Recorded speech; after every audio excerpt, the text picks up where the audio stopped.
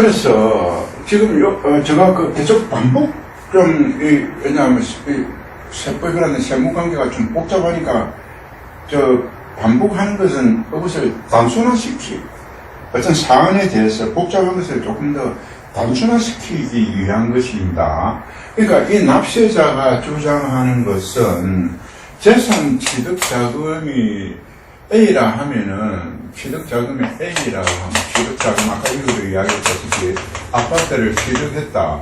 그럼 B가 부로부터 아버지로부터 계약금을 받았단 말입니다. 계약금을 받았다. 세 번째는 내 근로소득이 있다. 근로소득. 내 직장생활 해가지고 이 근로소득을 받았다. D가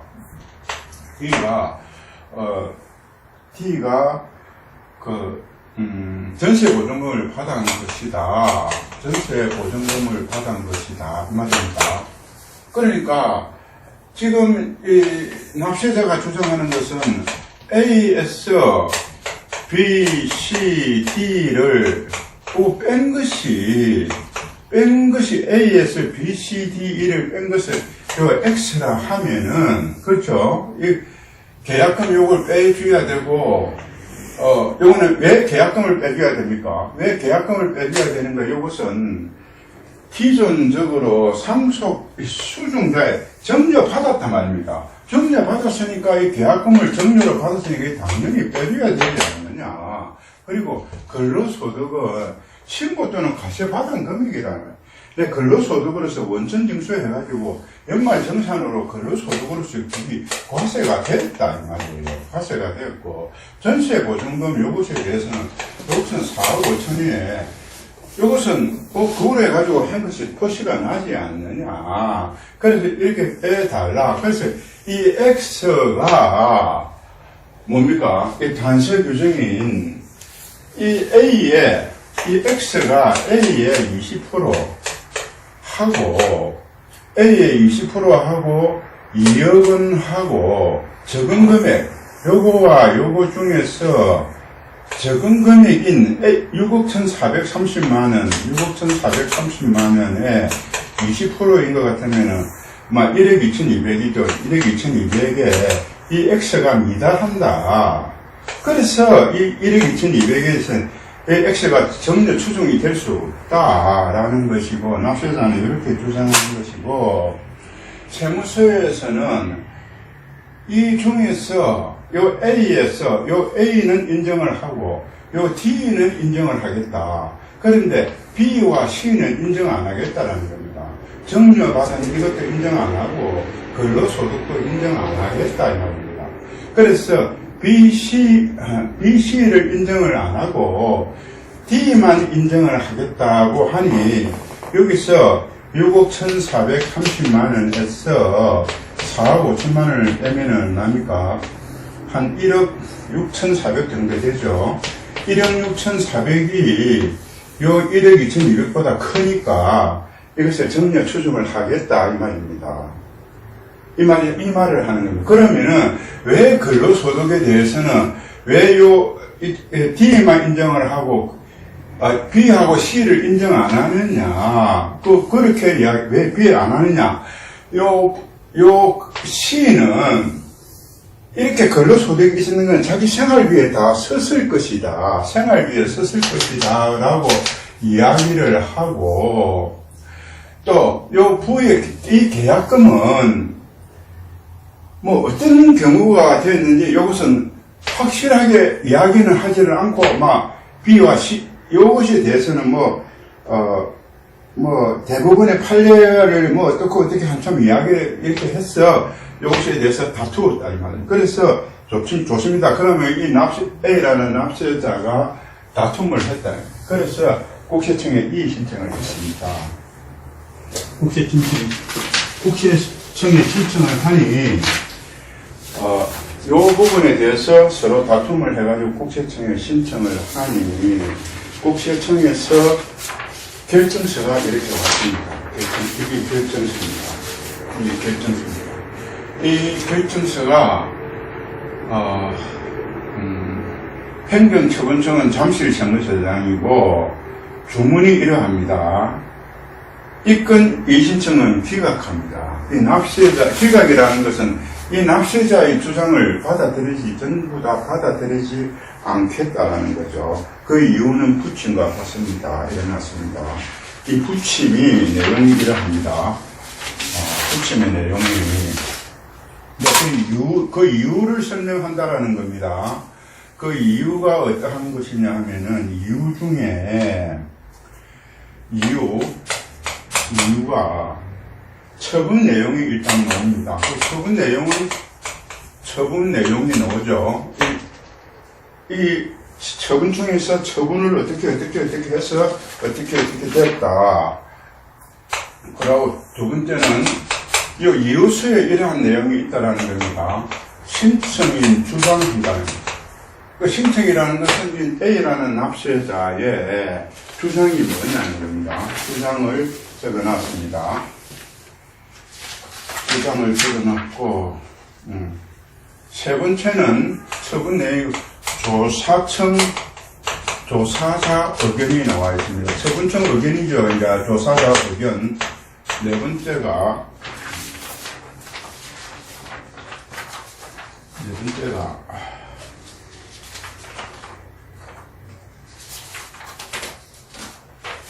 번째가 심리 및 판단입니다.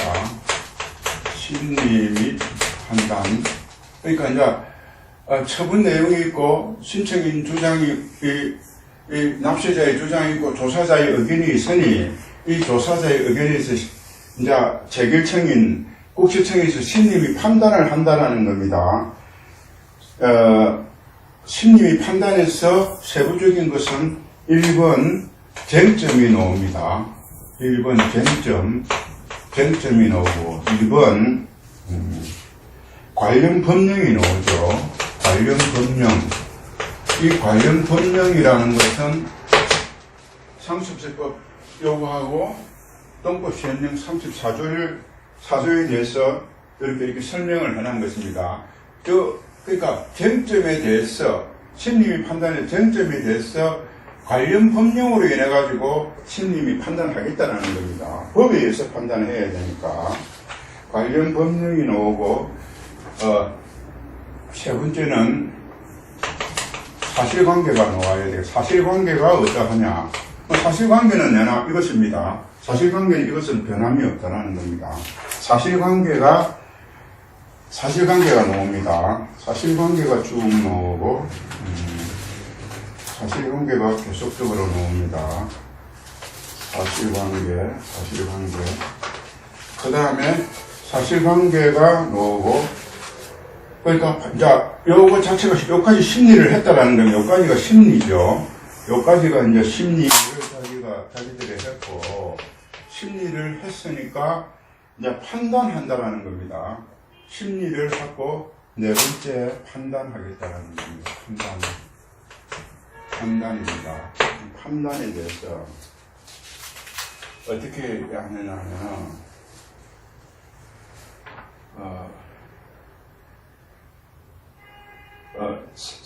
상속정려세법 시행령 34조 제가 읽어보겠습니다. 34조 1항은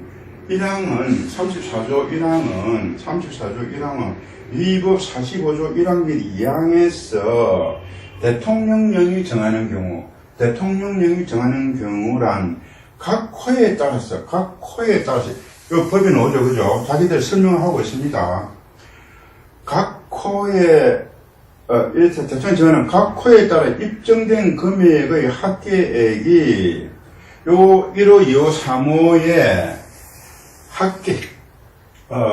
합계액이 취득재산에 가입되는 채무의 상황에 미달하는 경우를 입증된 금액이 취득자금의 상한에 미달했죠, 그죠?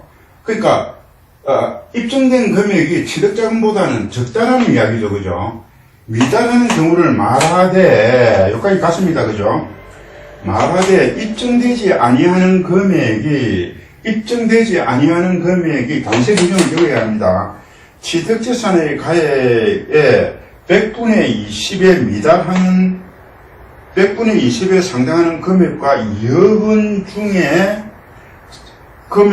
여분 중 적은 금액을 미달하는 경우는 제외한다까지 갔습니다. 그죠? 규정하고 있다. 이렇게. 요거는 법에 같다 이 말입니다. 이렇게 같다 이 말입니다. 그렇다면은 지금 입증된 금액은 요것인데 요것이 자체가 입증된 금액이 취득자금에 미달하는 경우에 그래서 단서 규정에 취득재산가액 20%와 여분용 적은 금액에 미달하는 경우는 제외한다라고 규정하고 있다. 이까지는 여기서 인정이 같다 이 말입니다. 그런데 이 판단에 다만이라 했습니다. 다만 요까지는 이 심리가 판단이, 이 재결정의 판단이 이 법을 그대로 설명하고 있다, 이 말입니다. 그런데 다만, 상정법이라는 것은, 여기서도 지금 상속세 및 정려세법이라고 안 하고 상정법이라고 합니다. 이쪽에서도 상정법이라고 합니다. 다만, 상정법, 기본 통칙,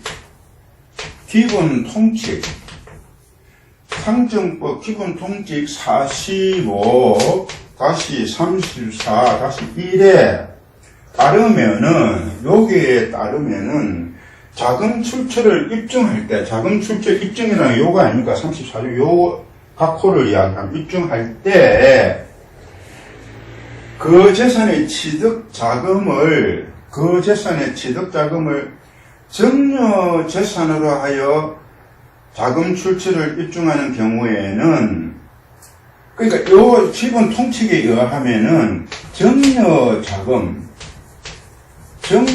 자금으로 이렇습니다.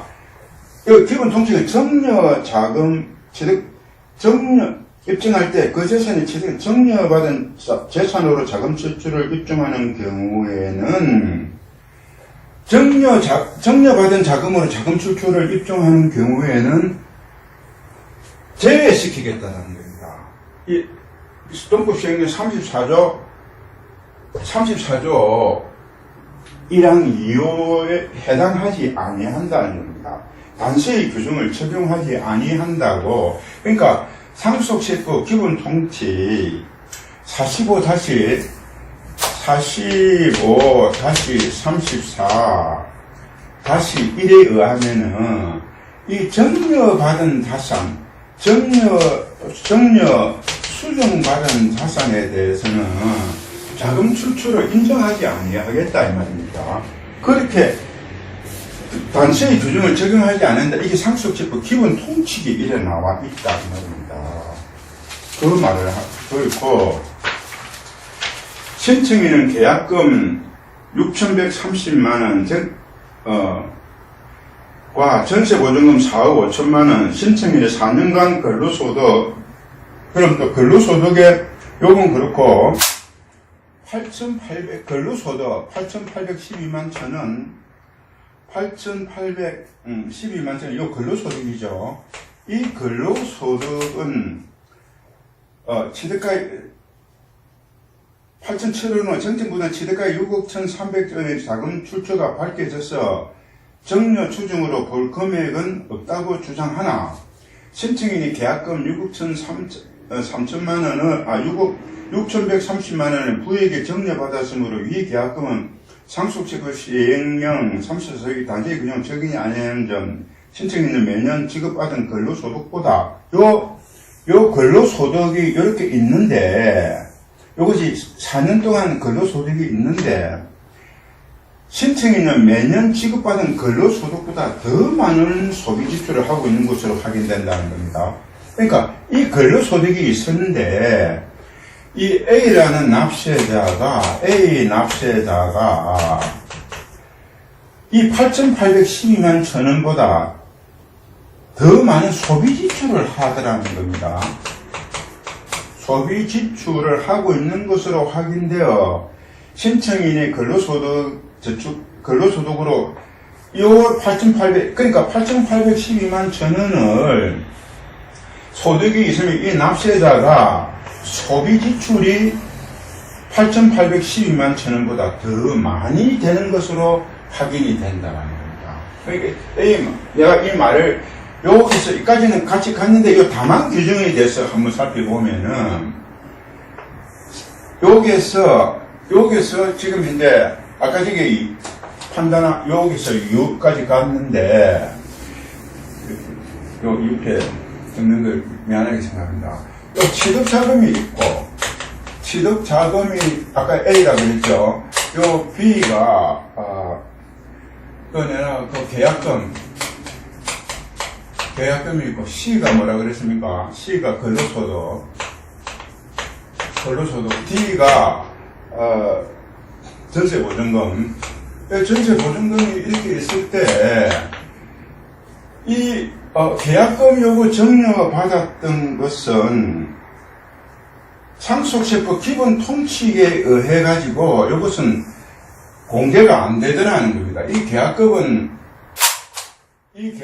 상속세 기본 통칙에 의해서 이건 안 된다라는 겁니다. 그리고 이 C 근로소득 요구는 왜 안 되느냐 하면은 이 납세자가 이 소득보다 더 많은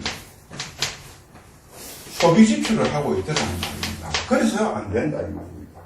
자, 그러면은 요 결정서에서 그러니까 이제 요 판단에는 B와 C가 A에서 D 6억 1,300에서 4억 5천을 빼면은 아까 저기처럼 1억 2천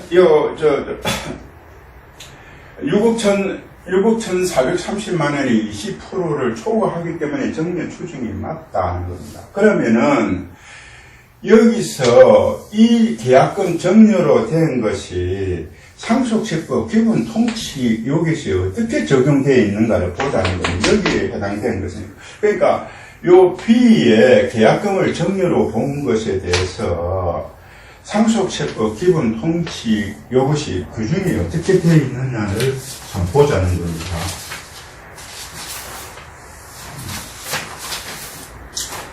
이것이 상속세법 기본 통칙 45-34-1입니다. 방금처럼 여기에서 결정서에서 나오는 기본 통칙이 45-34-1입니다. 제가 한번 읽어보겠습니다. 상속정려세법 제45조 재산 취득정려 자금 등의 정려 추정 관련 기본 통칙 45-34-1 자금 출처로 인정되는 경우 영제 34조 1항에 인한 각 호에 따라 입증된 금액은 당 각 호의 구분에 따른다. 본인 소유, 여기서 이제 1, 2, 3, 4, 5, 6까지 있습니다. 본인 소유 재산의 처분 사실이 정병에 따라 확인되는 경우 그 처분 금액. 그러니까 본인이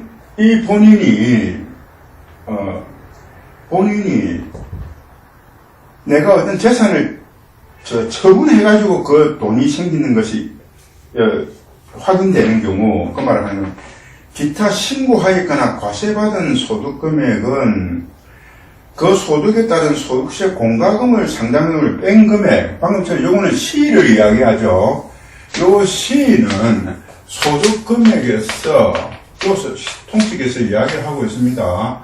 소득 금액에서 소득세 등을 뺀 금액이다. 여기서 빼주라는 겁니다. 소득 금액에 대해서는 뺀 금액.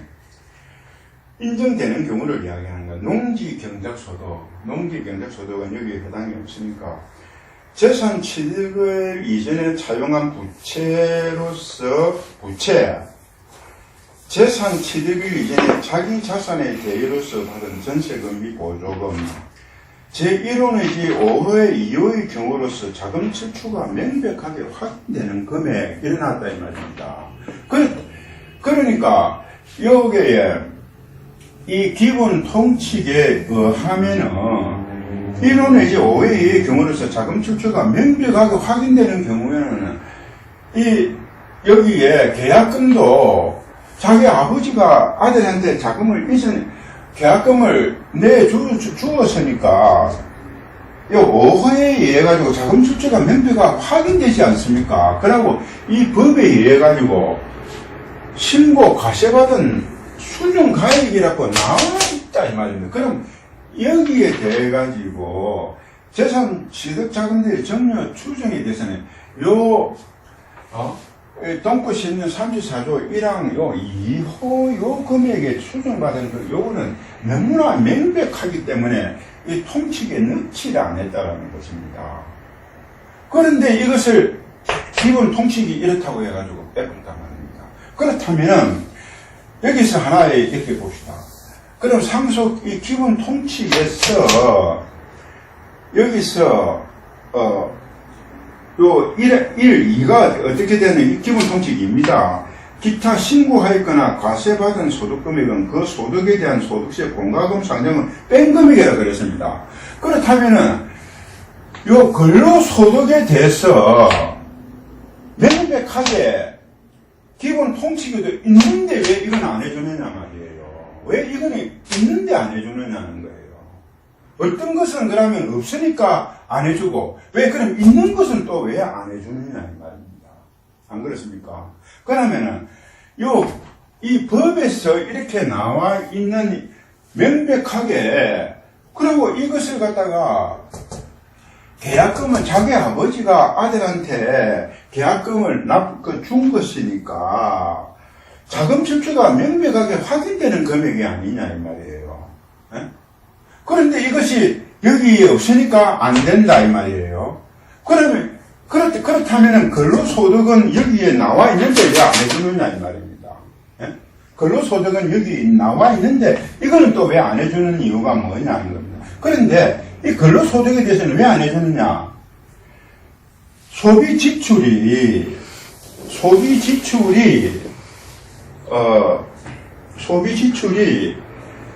이 근로소득보다 더 많은 것이 확인됐다.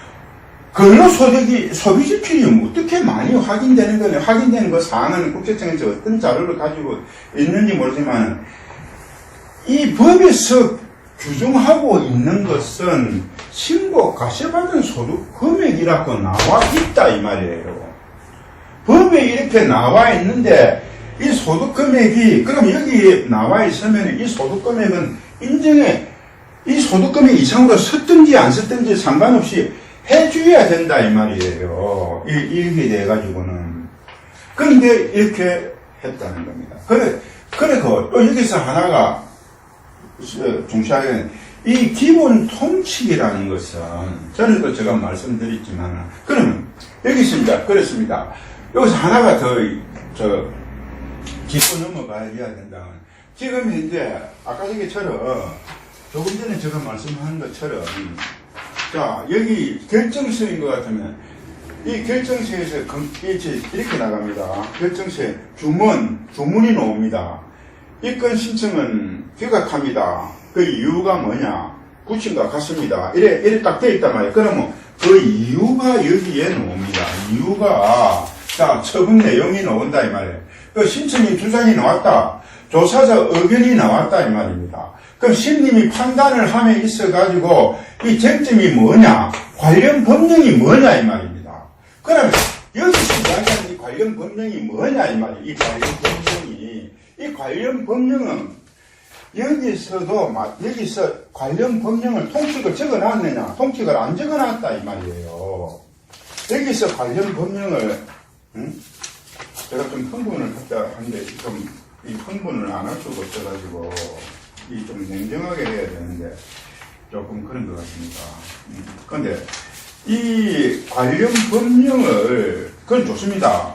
여기서 이 관련 법령이라고 이렇게 해놨을 경우에는 이 말은 무엇을 이야기를 하다는 겁니다. 그러니까 이 말은 관련 법령을 여기서 관련 법령이라는 것은 딱 여기 나왔습니다. 상속세법 제45조, 상속정려세법 제44조, 또 여기에서 또 상정세법 시행령 34조 요거만이 나와 있다는 겁니다. 요거만이.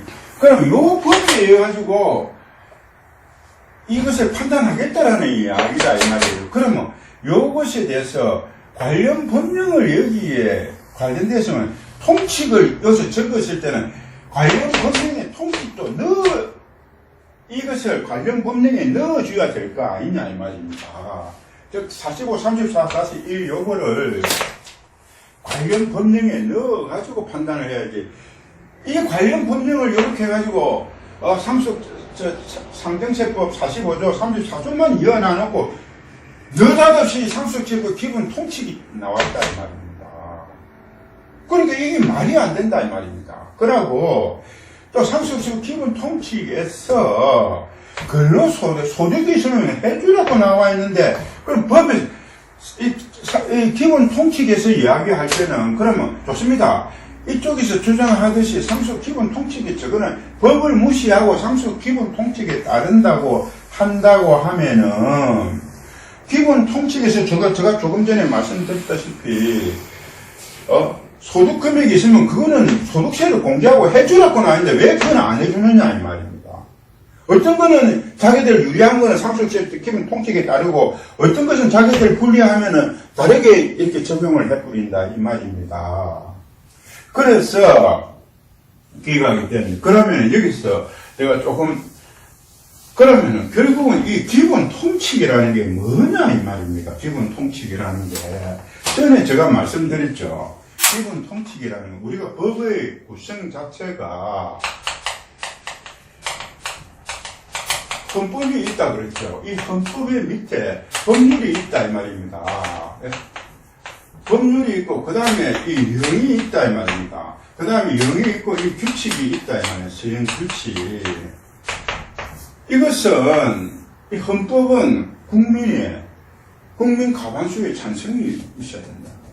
헌법. 그래 법률은 이거는 국민이 정하는 법이다 이 말이에요. 국민의 그리고 국가를 구성하는 국민이 정하는 거고 이거는 국회에서 정하는 법이다 이 말이에요. 국회에서.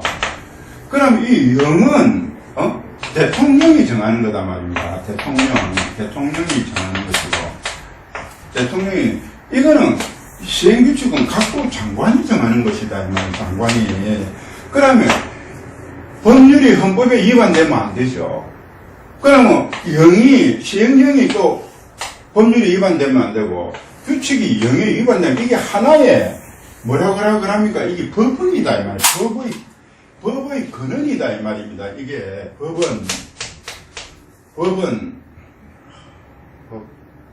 원천. 법의 원천이다 이 말입니다. 그래서 요거 말고서는 법원에 갔을 때는 법원이라 하면 요 보원자가 아니고 소송을 하는 판사들이 요거 이외의 것은 법원으로 하지 않습니다. 그런데 이렇게 통제된 속에서 가고 있는데 이 통칙이라는 것은 통칙은 한자로 어떻게 쓰는지 모르는 아마 이건 것 같아요. 널리 통하여서 시행되는 규칙. 이 통칙은 누가 만드느냐 하면은 이 통칙은 이거는 국세청장이 만드는 거다. 세무서가 만드는 거다. 이거는 국세청장이 만드는. 그러니까 이 기본 통칙을 가지고 법률을 위반하고 있다 이 말이에요. 법률을. 그러니까 이게 장관당 안 되는 이게 공무원이 이 법을 갖다가 위반하고 있단 말입니다. 이 통칙이라는 걸 만들어 가지고. 그러면 통칙을 만들었다고 한다.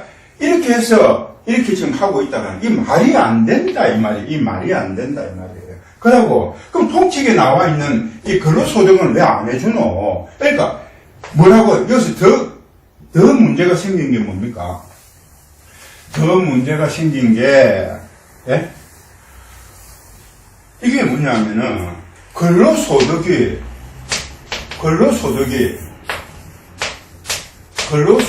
적더라. 뭐에? 실제 소비 지출보다. 이렇게, 그래서 근로소득을 인정을 안 하겠다가 이렇기 때문에, 그럼 소비 지출이 이렇게 소비 지출이 확인된다. 이 확인은 누가 했는가를 모르겠는데. 그럼 좋습니다. 자기들이 소비 지출이 근로소득보다 많다고 확인이 됐다 하더라도 법이 있으면 이 법에 따라가줘야 될 거 아니냐 이 말이에요. 이게 법이 그래 돼 있고 통칙에서도 소득이 있으면 그걸 갖다가 입증된 금액으로 인정해 주라고 돼 있다 이 말이에요. 예? 안 그래요? 그러면 아까 얘기처럼 A하고 B, C, D가 있으면은 이 A가 6억 1,430만 원 아닙니까? 6억 1,430만 원이고 B가 6,143만 원이라고 하고 여기 8,800만 원이라고 하고 이게 4억 5천만 원이라고 이렇게 4억 5천만 원 이래 있으면은 아까 저게 좋습니다. 그럼 B는 이쪽에 이야기한 통칙대로 이거는 안 된다고 하더라도 그럼 C는 돼야 될 거 아니냐 이 말. C는 돼야 될 거 아니냐 이 말입니다. 통칙에서도 해주라고 돼 있다 이 말이에요. 그러면 자기들이 통칙으로 가지고 간다 하더라도 A하고 C하고 D를 빼면은 C를 빼면 얼마입니까? 1억 2,200이 안 되죠. 6억 1,400에서 C를 빼면은 여기 4억 5천하고 8,800하고 하면은 5억 3,800만 원 아닙니까? 5억 3,800만 원. 그럼 5억 3,800만 원이면 6억 1,400을 빼면은 얼마입니까? 한 8천만 원 정도밖에 안 될 거예요. 그럼 아까 전에 1억 2,200보다 적으니까 여기에 해당한다 이 말이에요. 그런데 이것도 아니죠. 이것도 안 된다 이렇게 되는 거예요. 이것은 무엇을 이야기하느냐. 내가 지금 현재 이야기하는 거는 상정세법 제45조를 이야기하고자 하는 것도 아니고 이 동법 34조, 동법 시행령에서 34조를 이야기하려는 것도 아닙니다. 제가 이야기하고 싶은 것은 그렇다고 이 납세자가 억울한 것을 이야기하려고 하는 것도 아닙니다. 그러면은 이것이 국세청에서 이렇게 위법한 일개 세무공무원도 아니고 국세청이라는 곳이 기본적으로 자기들이 재결기관으로서 이렇게 결정서를 이렇게 작성하는 이러한 부당함에 대해 가지고 이야기를 하려고 하는 것도 아니다. 그럼 뭘 이야기하려고 하느냐? 뭘 이야기하려느냐? 국세청이 왜 이렇게 이러한 기본 통칙을 이 헌법과 법률과 영과 규칙에 위배해가지고 이 통칙에 대해가지고 기술이 이렇게 갑자기 갖다 된다든지 또 통칙에는 있는데 자기들이 그냥 이렇게 해서 구분이 된다. 법에 의하지 않고 이러한 행위를 하는 그 이유가 명백하게 이 법이나 헌법의 법률이나 이러한 것에 해당하지 않고 자기 이러한 결정서를 내는 것 자체가 모르고 그렇게 하느냐 알고 그렇게 하느냐는 겁니다. 이것이 위법하다는 걸 모르고 이야기하느냐 알려고 이야기하느냐. 그럼 여기서 생각했을 때 모르고 이렇게 한다라고 하면 간단합니다. 그거는 가르쳐주면 됩니다. 모르게 모르는 것은. 그런데 이것을 알고서 이렇게 한다면은 이걸 어떻게 해야 된다는 겁니까? 네? 그래서 제가 방금처럼 상정세법에 대해 가지고 제45조와 34조를 이야기하려는 것도 아니고 방금처럼 납세자의 억울함을 이야기하려는 것도 아니고 국세청에서 이러한 잘못을 이야기를 하려고 하는 그것도 아닙니다. 그럼 국세청에서 이것을 알고서도 이렇게 하는 그것에 대해서 조금 이따가 또 말씀드리겠습니다.